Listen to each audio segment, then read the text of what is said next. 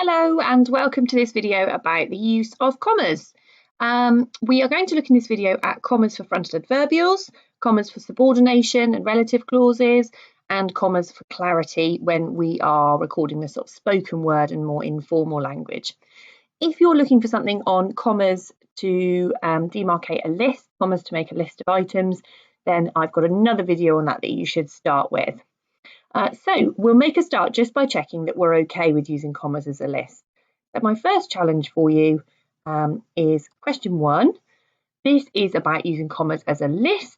So pause the video, have a try, come back when you're ready for the answer. Okay, so the thing to do here is read the question. Joe went upstairs, turned on his computer, took out his homework and started. And the thing to note is that Joe is doing a number of things and these are being listed. So let's see what Joe is doing. He went upstairs, he turned on his computer, he took out his homework and he started. Now we've got the word and before started, before the last thing in his list. So we don't need a comma there. So that straight away tells me that this sentence here and this sentence here, they're not correct. We don't put a comma before the and. Again, we've got 1, 2, 3, 4 items. So I'm expecting to see something, comma, something, comma, something, and something. So let's check we've got these 2 commas here. Went upstairs, comma, turned on his computer, no. So this one is not it. That's not the one to tick. We know this one's not right because the comma's there before the and. Same with this one. Let's check this bottom one. Joe went upstairs, comma, turned on his computer, comma, took out his homework and started. That's our correct answer. Now, if you found that difficult, I would recommend going back to my video about commas for a list before you do this one. So get that cracked before you come back here. There's one more question just to check. And this is a simple list of items. We're looking for 3 commas here. Again, pause the video, have a try, and off we go. Okay, hopefully you've had a try there. So we've got, she wore a dark red skirt, a woolen jumper, a scarf with matching hat, thick socks and black boots.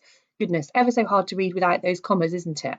So again, let's establish what the items in this list are. It's complicated by the fact that each one is longer. She's not just wearing a skirt, she's wearing a dark red skirt. So let's look at those as wholes. So we've got a dark red skirt, a woolen jumper, a scarf with matching hat, I think that's one thing, thick socks and black boots. So we've got 5 items in this list. Dark red skirt, woolen jumper, scarf with matching hat, thick socks, black boots. Yep, I've got my 5. Now we know before the last item we have an and that and is in position. So that's sorted. So this is where our 3 commas are going to go in these positions here after each of these items. So let's try.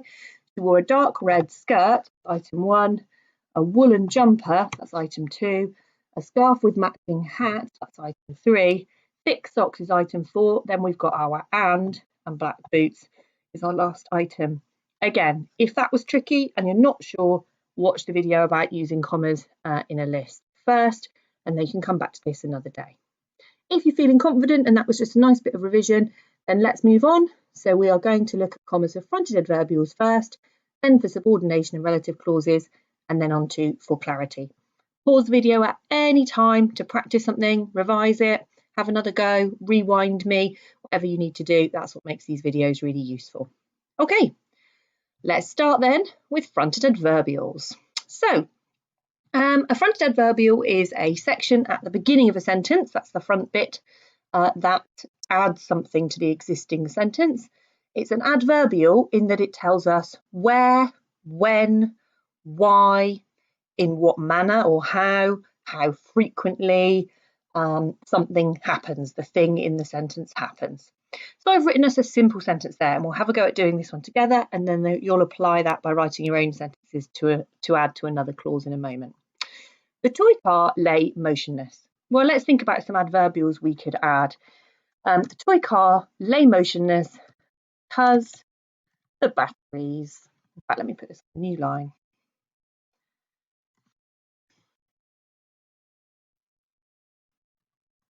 Because the batteries had run out.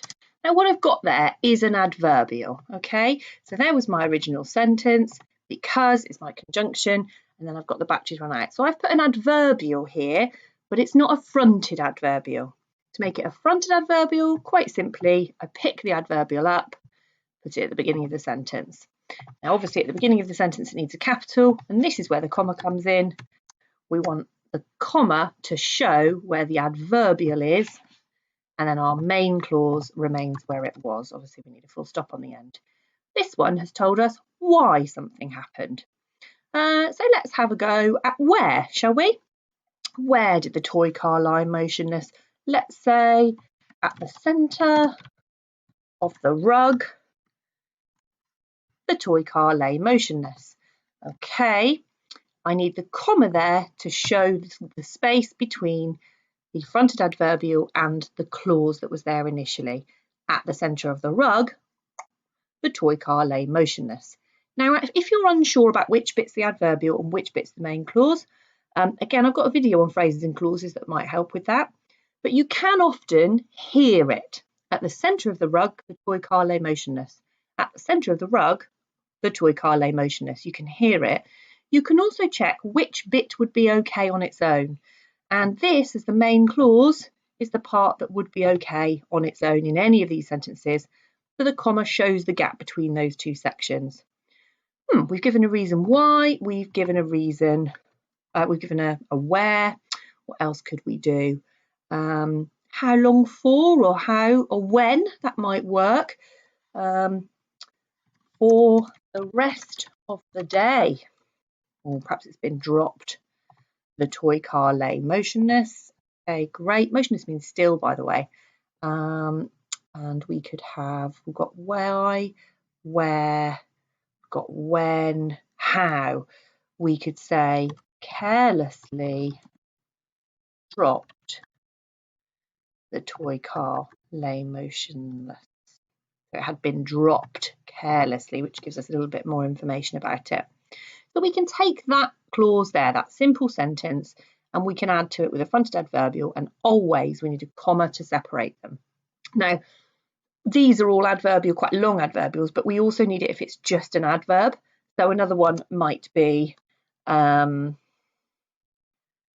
behind me, the toy car lay motionless. So it can be quite short, or it could be as simple as suddenly the toy car lay motionless, so it might stop all of a sudden. And those adverbs work just the same in that they also need that comma after them, between them and the main clause. You're going to have a practice of this now, and the little sentence that you've got to work from is Sam and Polly got lost. So I'll leave these ones up here for you to have a look at, so that you can think about what questions we could answer. Why did they get lost? Where did they get lost? When did they get lost? How lost were they? So pause the video and have a go at adding some fronted adverbials with commas to Sam and Polly got lost. Come back when you're ready. Okay, hopefully you had a try. Now there are infinite possibilities here, so I won't be able to give you all the answers that would be right, but it could be while climbing on the mountain. While climbing on the mountain, Sam and Polly got lost. That would be a where. It could be something like because. Oh no, let's change the reason. Let's say although they had brought a map, so it's surprising they still got lost. Or it could be last Wednesday. Wednesday. Sam and Polly got lost, and again it could just be an adverb. So it could be frighteningly. Sam and Polly got lost. All of those adverbs need a comma to split them off. As I say, there's lots and lots of different answers you could have given there. So just because the one I've written isn't one that you got doesn't mean that it's not right. Just check you've got your comma there. Read it out loud to hear it. Da, da, da. Sam and Polly got lost. Okay, that's what we're going to look at for fronted adverbials, and now we will revise that with a couple of questions. So just move my face for you. Have a look at questions 3, 4 and 5. Each of these is about putting a comma in the right place for a fronted adverbial. Pause the video and let me know when you're ready to restart and we can share our answers. Okay, each of these is a fronted adverbial. So in the first question here, question 3, basically we've got to decide, is the fronted adverbial the word lately, or is it the words lately the days? And the way to check is to simply read it out loud. Lately, the days have been growing noticeably longer and warmer. Okay, yeah. So it's not lately the days have been growing. That sounds really odd. So straight away, I know it's not this one and it's not this one. So it could be the top one or the bottom one. And it's about the whole punctuation. Notice that in the question. So there's 2 there that you're thinking, oh, these are both right. But let's have a look at the rest. Lately, the days have been growing noticeably longer and warmer. That's a dodgy comma there, isn't it? So let's look at the bottom one. Lately, the days have been growing noticeably longer and warmer. Yep, that's our answer, that one there. This one actually tells us to insert 1 comma in the right place. Every night, Dad and my brother take the dog for a walk. Now the main clause here, Dad and my brother take the dog for a walk, so the comma needs to go there. Insert 1 comma again in the correct place. Although he was the youngest, Tom was one of the tallest. Main clause, Tom was one of the tallest.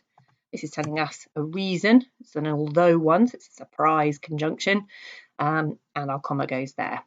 So you might like to practice that a bit more. You might like to go back and watch that section of the video again. You might like to find some things that you can practice that on online, or you might like us to move on. Next up, we are going to tackle commas for subordination, which includes relative clauses and different subordinate clauses, and also clauses that go in the middle of a sentence called embedded clauses, which are a type of subordination. So I've got some. The difference with this one is that you need a pair of commas. So you're always going to need 2 commas to show a section of a sentence that's a little bit separate. So first up, let's look at relative clauses. Relative clauses use a relative pronoun, that's one of these words here, that, who, which, whose, whom, to add a bit of information about somebody or something in a sentence, the subject of the sentence. So here's a sentence about me. Miss Gibbs, who was teaching us about commas, used the screen. Okay, the main clause here is Miss Gibbs, that's the subject of the sentence, used is the verb, screen is the object. Miss Gibbs used the screen, that's the main clause. We've then added a relative clause about Miss Gibbs. It comes straight after the words Miss Gibbs, that's our relative pronoun, and our commas go into that section. Now you can hear this when you read. Miss Gibbs, who was teaching us about commas, used the screen, and the commas tell us to make that move up and down between the 2 parts of the sentence. The way to check this is, does my part outside of the commas make sense on its own? Miss Gibbs used the screen. Yes, it does. This is an additional relative section. So you might like to have a little go at that. So write your own name and tell us something that you did and add in a relative clause. Have a pause, have a go, and come back in a moment.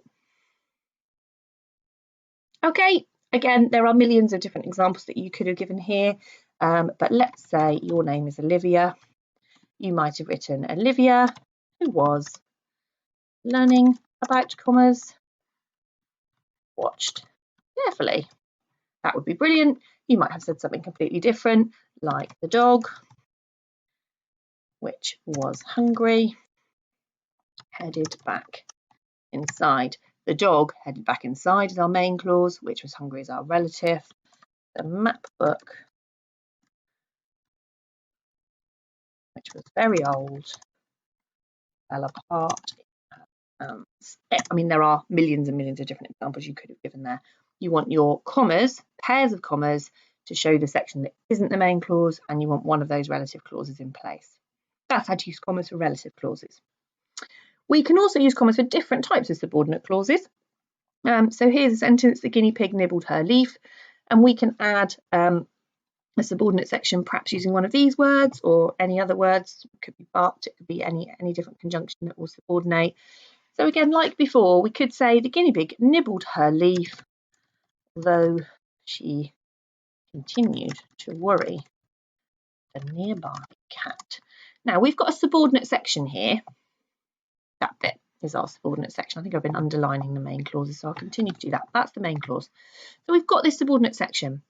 In this one, we don't need a comma because although the conjunction and the subordinate section comes after if I pick that up and move it to the beginning, then I do need a comma, and we go back to like the fronted adverbials that we were doing earlier. Although she continued to worry about the nearby cat, the guinea pig nibbled her leaf. So that's important. Now we can also make this an embedded clause. The guinea pig. Now the guinea pig is the subject of this sentence, like I was in the sentence above. The guinea pig who continued to worry about the nearby cat called leaf. Now we've returned to the relative clause that we were doing earlier, or we can do it without that. The guinea pig, a white and brown beauty, nibbled her leaf. And there we've got a sentence where we've added a subordinate clause in the middle of the sentence. It's called an embedded clause just because it's embedded within the middle of the sentence, and we need that pair of commas. So if our subordinate or relative section is in the middle, then we need both commas either side. The guinea pig, a white and brown beauty, nibbled her leaf, or the guinea pig who continued to worry about the nearby cat nibbled her leaf. But if we've got our subordinate section at the beginning or our fronted adverbial at the beginning, they work the same, then we have a comma before the main clause. Okay, I'd like you now to write a sentence with some sort of subordinate section, ideally in the middle as an embedded clause. Again, you might like to use your name or the dog's name or the cat's name or something like that, and have a go at one of those sentences. And pause the video, and then when you come back, have a look at these sentences and see if yours works the same. Okay, the thing to check with yours is, does the bit outside of the commas work on its own? So like ours says, the guinea pig nibbled her leaf. Have you got a section that works on its own? Have you got both your commas in place? And can you read it going like this and hear the difference? We'll apply what we've learned now and have a go at some questions. So, questions 6, 7 and 8. Please pause me, have a try at these, come back when you're ready for the answers. Okay, so each of these is looking for a pair of commas. They're looking for us to mark out that subordinate section. So the first one, a pair meaning two. I enjoy sitting in my bedroom, even though it is quite small, and listening to music. Oh, again, it's so hard to read without, isn't it? Main clause, I enjoy sitting in my bedroom and listening to music. So that must mean the commas need to go there and there, and actually that is the subordinate conjunction, isn't it? So that's the bit that's separating it out. Let me check by just reading the bit that I think is outside the commas. I enjoy sitting in my bedroom and listening to music. Yes, that's fine. So the subordinate section is giving me extra. I enjoy sitting in my bedroom, even though it is quite small, and listening to music. Great. Next one, my father, who works at the museum, gave my class a guided tour. Now this is a relative clause. It's about my father, and that bit is the relative. My father, who works at the museum, gave my class a guided tour. Final check, have you got them both in there? And does the bit outside of the commas make sense? My father gave my class a guided tour. Yes, it does. That's the main clause on its own. And last one, we've got two sentences here, and it actually gives us some instructions saying that we can clarify the meaning by splitting them out. The teacher, however, was not amused. Okay, so this one, not a relative clause about the teacher. It's just explaining, however, the teacher, however, was not amused. The teacher was not amused. Yep, that works. The novel, this one is a relative clause, which is a fantastic story. Only took me 2 days to read. Final check, does the bit outside of those commas work? The novel only took me 2 days to read. Yes, it does. Okay, so we've looked at using commas for fronted adverbials, and now for relative clauses and subordinate clauses, including those ones in the middle of a sentence. Lastly, for a bit of fun, we're just going to look at using commas for clarity. Now, this usually comes up when you're recording something someone is saying, or you're writing in an informal style, so that you might have what's called inflection in your in the spoken word or in the way that you write. And the classic example of this is let's eat grandma. Now, without the comma, that means we're going to eat Grandma. We're going to eat her, perhaps for tea. She's going to die. She's going to be eaten by loved ones. Not good times. The addition of that comma, and this is why it says punctuation saves lives, means that what we're saying is, let's eat Grandma. We're inviting Grandma to come to eat, which seems much more friendly, doesn't it? So that teeny tiny little punctuation mark is actually really important. So the best way to check for this is to read your work aloud and make sure that you're happy with what it says. So here's another example. Come over here, Kylie. She called with a smile. This is the kind of thing you might use in a story. It comes up, as I say, because it's in speech, so it's more informal. Come over here, Kylie. She called with a smile. Just notice this other comma here. That's the one for speech punctuation, which is a separate use of commas that we're not worrying about in this video. But come over here, Kylie. She called with a smile. That's just one to bear in mind because nobody wants to accidentally make Grandma think that we're going to eat them. So before we finish, I've got an example for you to look at to check for clarity, to make sure the meaning is really, really clear. So again, have a read of this, pause, and come back when you're ready to talk about it. This one's quite challenging, so don't worry if you can't do this by yourself. We'll work on it together afterwards. Okay, so the first sentence is asking us to make it clear that only Sally and Bob went to the cinema. We've got three people, John, Sally and Bob, and it's telling us in this one, only Sally and Bob went to the cinema. After they left John, Sally and Bob went to the cinema. Now the comma needs to go here. Let me explain why. We've put the comma in here, making this bit the fronted adverbial, and this bit the main clause. Sally and Bob are going to the cinema, and they've just left John. So that's now the adverbial that tells us when Sally and Bob went to the cinema. So that's become our first use, the adverbial. If you look at the second one, this time they want us to make it clear that all three of them go to the cinema, John and Sally and Bob. So we've got three items, and we're going to use a comma for a list for this one. John, comma, Sally and Bob. So I'll pop my comma in there. And after I left, because notice this says insert commas, make sure you spot that. After they left is our fronted adverbial, and then John, Sally and Bob, the three people, went to the cinema. So this time the main clause includes John because he's also going to the cinema, and we've extended that list. Okay, so that's how we use commas to clarify too. If you'd like to apply this or go for more, you can either use the link here.